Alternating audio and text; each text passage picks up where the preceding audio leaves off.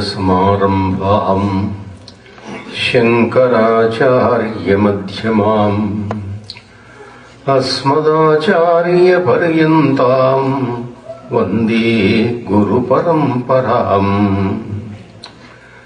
श्रीमत्सिद्धेश्वरीपीठस्थापकम् महिमान्वितम् कुर्ताळमठयोगीशं మౌనస్వామినమాశ్రయే. దేవి భాగవతం నవమ స్కంధంలో రాధాదేవిని గురించినటువంటి విశేషాలు కొన్ని కనిపిస్తాయి. వాటిని మనసులో పెట్టుకొని రాధాదేవిని హృదయగతం చేసుకొని ముందుకు వెళదాం. మంత్రంబున్ జపించు వేళల నిశామధ్యంబునన్నాదు హృత్తంత్రుల్మీటి మనోజ్ఞమౌ మురళినాదంబున్ ప్రసాదించి దుస్తంత్రంబుల్ హరింపనిపెనటె భద్రం రక్షగా ఆ జగద్యంత్రోచ్చాలికనాశ్రయించెదను బృందారణ్య గోపాలికన్. ఒకనాటి అర్ధనిశా సమయంలో ధ్యానం చేస్తున్నాం. సాధకులుగా కొంతమంది ఇంచుమించు 3-4 దశాబ్దాల కింద 4 దశాబ్దాల క్రింద ధ్యానం చేస్తున్నాను. ధ్యానం చేస్తుంటే ఒక దివ్యమైన మురళీనాదం వినిపించటం మొదలుపెట్టింది.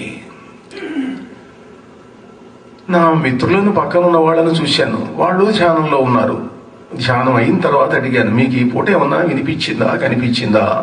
సహజంగా ధ్యానం చేసినప్పుడు స్నేహితులు అప్పుడప్పుడు మాట్లాడుకునేటప్పుడు ఇవాళ ఏదన్నా అనుభూతి వచ్చిందా అని అడుగుతూ ఉంటారు. అంటే మాకేం కనపడలేదు, ఏం వినపడలేదు ఇవాళ అన్నారు. నాకు ఇలా వినిపించింది అన్నాను నేను. మా గురువు గారు ఉన్నారు. ఆయన అన్నాడు, ఆ దివ్య నాద భూమికలోకి నీ మనస్సు ప్రవేశపెట్టబడింది. It is an eternal plane of divine music. ఆ భూమికలోకి నీ మనస్సు పరమేశ్వరి యొక్క అనుగ్రహం వల్ల ప్రవేశపెట్టబడింది.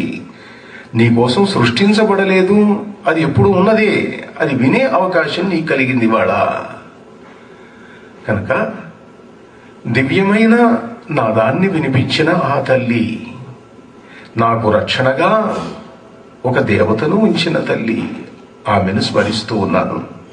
భద్ర, ఈమె నీతో ఎప్పుడూ ఉంటుంది. విజయవాడలో దుర్గాదేవి యొక్క చెలికత్తె ఆవిడ గురించి మొన్న ఎప్పుడో కొంత అన్నాను కూడాను.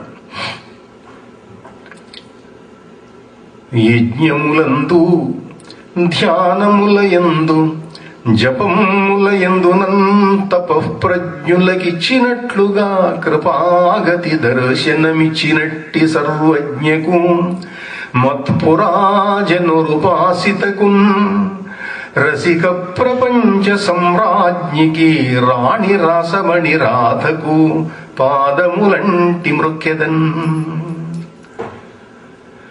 ఎన్నో ఎన్నో దివ్యమైనటువంటి అనుభవాలను ప్రసాదించింది ఆ దేవత. జన్మాంతర సంస్మృతిని కలిగించింది. అనేక వందల సంవత్సరాల పాటుగా నా జీవితం ఏ రకంగా నడుస్తున్నదో ఆ మార్గాన్ని చూపించింది ఆవిడ. తర్వాత ఎందరి జీవిత విశేషాలు తెలియజేసింది. ఎవరెవరు నాతో అనుబంధం కలిగి ఉన్నారో, ఆ అనుబంధం కలిగిన వాళ్ళల్లో గాఢతరమైన అనుబంధం ఉన్నప్పుడు సమయాన్ని అనుసరించి ఒక్కోసారి ఒక్కొక్కళ్ళు వాళ్ళ జీవిత విశేషాలు తెలుస్తూ ఉంటుంది.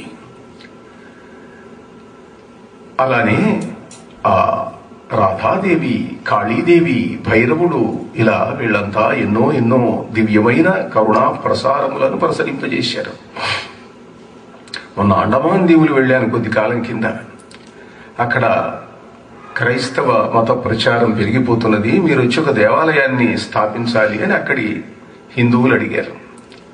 ఆ దేవాలయం ఆ సముద్ర తీరంలో ఒక రమణీయమైనటువంటి ప్రదేశంలో శివాలయ నిర్మాణం జరిగింది. దాని ప్రతిష్టకు మా పీఠ పురోహితులను తీసుకొని వెళ్ళాను. అంతవరకు బాగానే ఉంది. ఇక్కడ ఒక సెల్యులార్ జైలు ఉంది. వినాయక్ సావర్కార్, దామోదర్ వినాయక్ సావర్కార్ ఉన్నటువంటి జైలు. వెనకటి రోజుల్లో అండమాన్ వెళ్ళటం అంటే ఏదో శిక్ష కోసం వెళ్ళటం. వాడు అండమాన్ వెళ్ళి వచ్చాడంటే జైలు శిక్ష అనుభవించాడు కావాలని. ఇప్పుడు అదేం లేదు. ఇప్పుడు హాయిగా అందరూ ఉన్నారు, ప్రజలు ఉన్నారు, పోతున్నారు, వస్తున్నారు, వ్యాపారాలు చేసుకుంటున్నారు, బాగా జరుగుతున్నది అక్కడ. జైల్లోకి వెళ్ళేటప్పటికి విచిత్రం. ఒక స్థలం దగ్గరికి వెళితే ఆ స్థలంలో ఉండేటువంటి రహస్యాలు. మా ఆశ్రమంలో ఒక ఖాళీ సాధకుడు ఉన్నాడు. కుర్రాడు ప్రస్తుతం బోస్టన్లో ఉన్నాడు. వాడు పూర్వజన్మలో ఈ జైల్లో శిక్ష అనుభవించాడు కొంతకాలము అని చూపించాడు భైరవుడు. స్వాతంత్ర్య సంగ్రామంలో పాల్గొన్నాడు. బ్రిటిష్ వాళ్ళు అతడికి జైలు శిక్ష వేశారు, ద్వీపాంతరవాస శిక్ష. అండమాన్ జైల్లో ఉన్నాడు. ఇక్కడ ఇతడు ఫలానా ఫలానా ఉత్తర హిందూస్థానీయుడు. సరే, ఇప్పుడు ఏదో ఇక్కడ పుట్టాడు, పెరిగాడు, వచ్చింది, బాగానే ఉంది.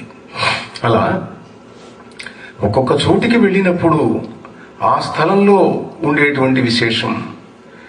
అలా బృందావన ధామానికి వచ్చినటువంటి నా శిష్యులు ఎందరో ఎందరో. రాకపోయినా ఒక్కోసారి అనుబంధం ఎక్కువగా ఉంటే వాళ్ళ విశేషాలు పరమేశ్వరి తెలియజేస్తూ వచ్చింది రాధాదేవి. ఏదైనా ఆమె అంటే ప్రేమ, ఆమె అంటే ఇష్టం, ఆమె అంటే భక్తి.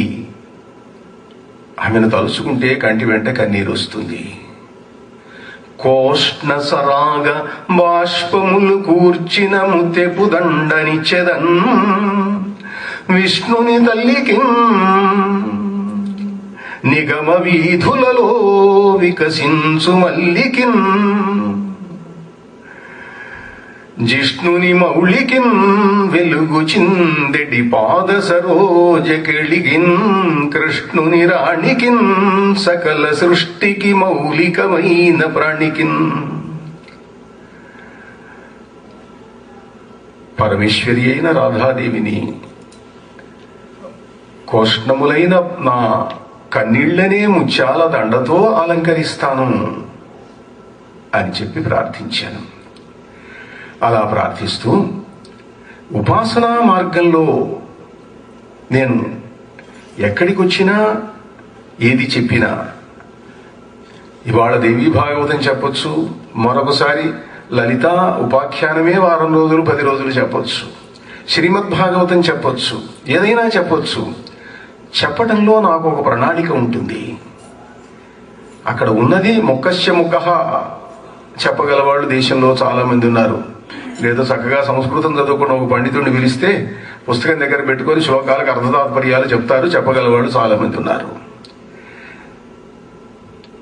పురాణం చెప్పినట్లుగా ఉంటాను, కానీ నా ధ్యేయం వేరు. నా ధ్యేయం మీలో సాధకులను సిద్ధం చెయ్యాలి, మీలో జపమునందు, ధ్యానమునందు, యజ్ఞమునందు ఇచ్చ కలిగించాలి, మీలో నుండి యోగులు రావాలి, మీలో నుండి సిద్ధపురుషులు రావాలి. మహనీయులైనటువంటి యోగ సంప్రదాయం పురాతన కాలం నుంచి ఈ దేశంలో ఉన్నది. ఆ తపస్సు మరిచిపోవటం వల్ల ఈ జాతి పతనమైంది. లౌకికంగా మనం ఏదో కావాలనుకుంటాం, ఉద్యమాలు నడుపుతాం, సంస్థలు పెడతాం, ఎన్నో చేస్తాం. ఏదైనా చేయొచ్చు, మంచిదే సేవ చేయటం. కానీ మీరు చేసేది విజయవంతం కావాలనంటే, దేశ జాతి యొక్క స్వరూప స్వభావాల మీద ప్రభావం చూపించాలనంటే తపస్సు తప్పదు. ఆ తపస్సు మరిచిపోయింది ఈ జాతి. ఆ తపస్సు అనేటువంటి ఆ అగ్నిని ప్రతి హృదయంలోనూ వెలిగించటం నా ధ్యేయం అది. అందుకని నేను వీటిని ఉపయోగించుకుంటూ ఉంటాను. ఈ ఉపన్యాసాలు, ఈ కార్యక్రమాలు, ఈ పురాణ ప్రవచనాలు, ఈ యజ్ఞాలు, ఇవన్నీ దేనికి అని అంటే, ఇవాళ ఇక్కడ ఒక 200 మంది ఉంటే ఇందులో నుంచి ఒక 20 మంది అయినా తీవ్ర సాధకులు అవుతారా, అది చూస్తూ ఉంటాను నేను. ఇక్కడ ఎవరైనా మంచి సాధకులు అయ్యే అవకాశం ఉన్న వాళ్ళు కనిపిస్తున్నదా, వాళ్ళ సూక్ష్మ శరీరాలు ఎట్లా ఉన్నాయి, ఎవరైనా ఉంటే వాటి లక్షణాలు తెలుస్తాయి. కనుక ఆ మార్గం మొదట్లో చెబుతాం. మీరు జపం చేయండి, మీరు యజ్ఞములు చేయండి, మీరు ధ్యానములు చేయండి, మీరు తపస్సు చేయండి.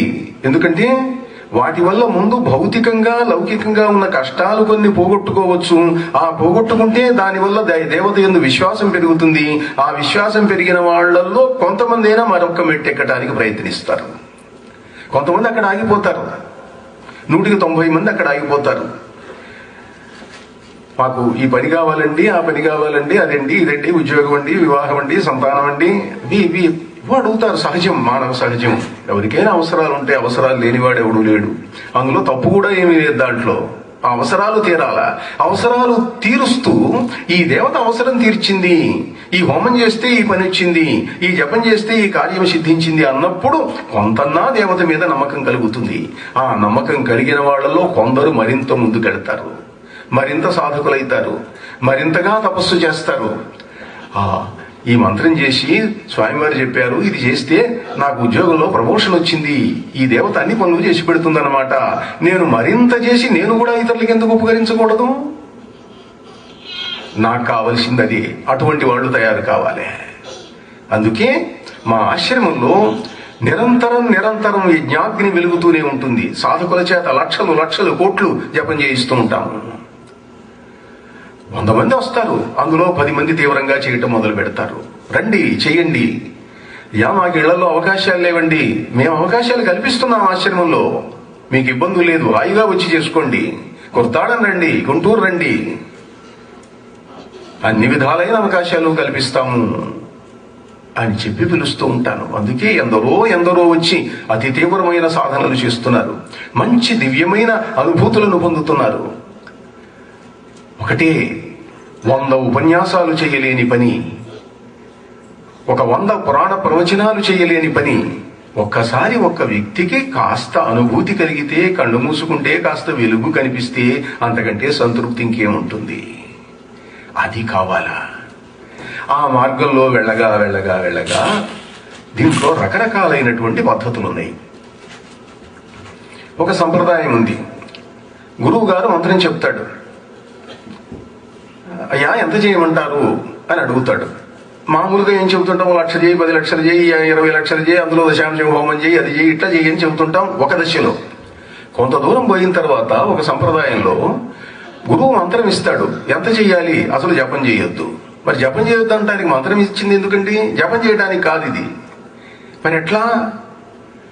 ఋషులు మంత్రములు విన్నారు, విశ్వామిత్రుడికి గాయత్రి వినిపించింది, మరొక మహర్షికి మరొక మంత్రం వినిపించింది. కనుక నువ్వు ఋషి కావాలంటే ఏం చెయ్యాలా? మంత్రం వినాలే. మంత్రం జపం చేస్తుంటే ఎట్లా? వినాలే మంత్రం. మంత్రం వినటం ఏమిటండి? వినిపిస్తుందా? వినిపిస్తుంది. ముందు వినిపిస్తున్నట్లుగా భావించగా కొన్నాళ్లకు వినిపిస్తుంది. మంత్రాన్ని వింటున్నట్లు భావించడం చేత కాకపోతే కాస్త వాయువు యొక్క సహాయం తీసుకో. నువ్వు గాలి పీలుస్తున్నావు, వదులుతున్నావు, దాంట్లో ఆ శబ్దాన్ని వింటున్నట్లుగా భావించు. హంసగాయత్రి చేయి కావాలంటే కొన్నాళ్ళు సోహం, గాలి పైకి పీల్చేటప్పుడు సో, వదిలేటప్పుడు హం హం, సోహం హంస వింటున్నట్లను. అది కూడా మళ్ళీ సోహం అని జపం కాదు, సురత శబ్దయోగము అన్నారు దీన్ని సురత శబ్దయోగం. చాలా అద్భుతమైనటువంటి రమణీయమైన పేరు. అంటే పరమేశ్వరునిలో నీవు కలిసిపోయేటువంటి యోగం ఇది. శృంగారంలో వాడతారు సురత శబ్దాన్ని, ఇక్కడ ధ్యానంలో వాడుతున్నాడు యోగి. నీవు జీవుడివి, దేవునిలో కలిసిపోవాలా. ఒక ప్రేయసి ప్రియులు కలిసిపోయినట్లుగా నీవు దేవునితో కలిసిపోవాలా. కలిసిపోవాలంటే ఏం చేయాలి? జపం కాదు. జపం చేస్తే అన్నాళ్లకు కలవడం సాధ్యం కాదు. దేవుడు అక్కడే ఉంటాడు, నువ్వు ఇక్కడే ఉంటావు. స్వస్తి ప్రజాభ్యః పరిపాలయంతాం న్యాయేన మార్గేణ మహీం మహిషాః గోబ్రాహ్మణేభ్యః శుభమస్తు నిత్యం లోకాః సమస్తాః సుఖినో భవంతు. నారాయణ నారాయణ.